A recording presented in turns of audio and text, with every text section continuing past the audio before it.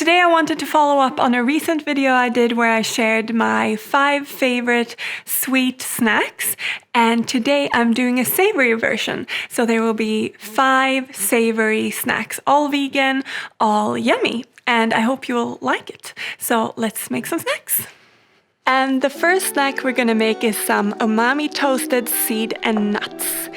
And for this mix, I'm adding some pumpkin seeds into a bowl along with some walnuts that I like to break into some smaller pieces so that they're not too big along with the seeds. But you could use any nuts or seeds you like here. And then I'm also adding in some sunflower seeds as well as some sesame seeds. And that's it for my mixture. I like to mix them up a little bit before adding the flavorings, and to flavor it all I'm adding some soy sauce as well as some liquid smoke. I'm also adding a little bit of maple syrup and some smoked paprika. Here I have a spicy smoked paprika, but you could use whatever kind you like. Then I mix this all together to coat the nuts and seeds evenly. And then I pop them onto a lined baking sheet and I spread them out onto that sheet. And what I forgot to tell you is that you'll want to preheat your oven to 150 degrees Celsius and pop them in there for about 12 minutes, flipping or mixing them halfway through to make sure they bake evenly or toast evenly. Then I let them cool off for a little bit, and then I place them into a jar, which is airtight, where they can stay for up to a month while you snack away. And this mixture is also really great as a topping to soups and salads, so it's great to keep on hand. Then the second snack are some golden seed crackers with some flaked sea salt. And for this recipe, I'm also adding some pumpkin seeds into a mixing bowl. And then on top of the pumpkin seeds, I'm adding some sunflower seeds again, and also some sesame seeds, as well as some whole flax seeds. These will help gel together the mixture and bind the cracker batter. And as a flour for these crackers, I'm adding some buckwheat flour, but you could also use corn flour. Then I'm adding some turmeric, which makes these crackers a nice golden color, and also some salt. Then I mix the dry ingredients together roughly. On top of that, I'm adding some rapeseed oil, and I'm also adding some boiling water, and it's important that this water is hot. And I pour it in while stirring the mixture all together. And as you can see, it's quite loose. I leave it to sit for about 15 minutes, which leaves a more gel-like batter. And then I spread the mixture out onto 2 separate baking trays, so half of the batter on each baking tray. And I try to spread them as thin as possible without having any holes or cracks. On top of that, I am sprinkling some flaked sea salt, which gives this a nice salty flavor. Then I bake them at 150 degrees for anywhere between 60 to 90 minutes. You'll want to keep track of them after 60 minutes.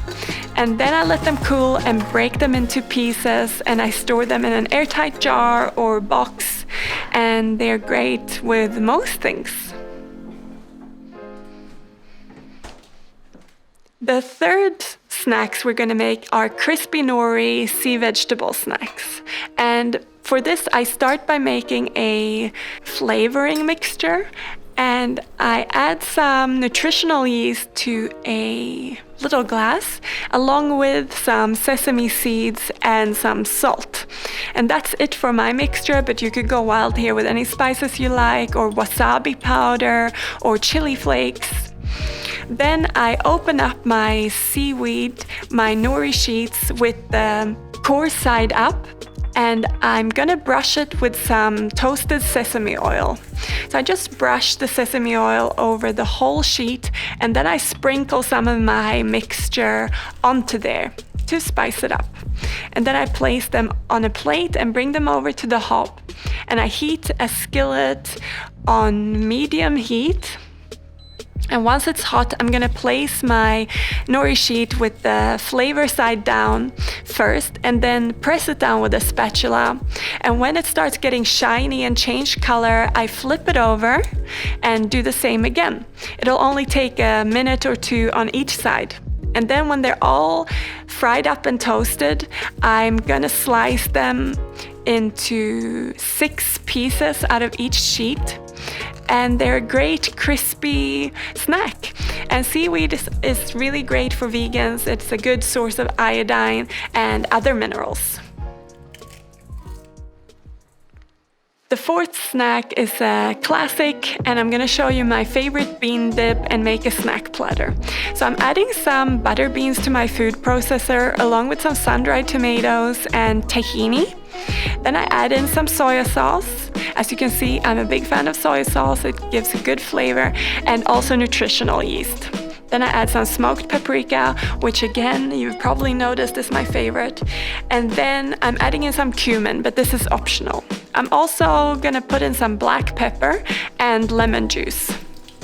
If you wanted, you could also add some more salt if that's how you prefer it. Then I blitz it up in my food processor until it's more or less smooth. And if you find it's a little bit thick, you could add a splash of water. Then I put this mixture, this bean dip, into a bowl. And I like to make a little bit of a swirl into it to make it look nice if I'm serving it. And I'm sprinkling some of that seed mixture we just made onto it. Then I serve it with different vegetables and the seed crackers we just made. And this is a great snack to treat your friends to. It looks really nice, but it's quite simple to make. Then the final snack I'm gonna share with you today is Rob's favorite. It's crispy chickpeas.